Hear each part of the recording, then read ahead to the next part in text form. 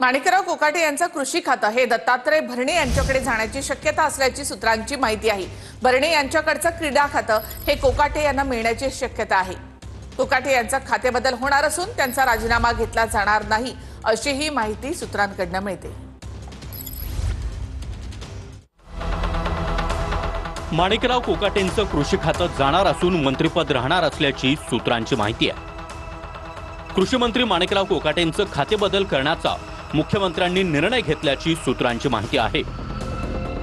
कोकाटेंना दत्तात्रय भरणे किंवा मकरंद पाटलांकडील खातं मिळण्याची शक्यता असल्याची सूत्रांनी माहिती दिली आहे।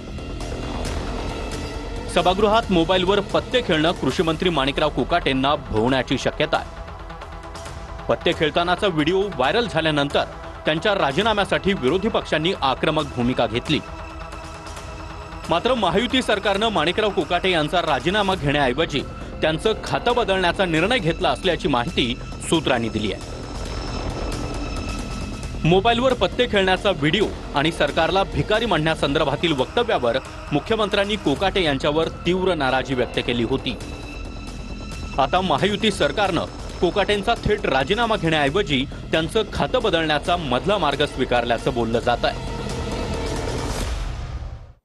आता माणिकराव कोकाटेंना कधी दिलंच तर रमी एक अधिकृत साहसी खेळाचा दर्जा रमीला सरकारने द्यावा अशा प्रकारची मागणी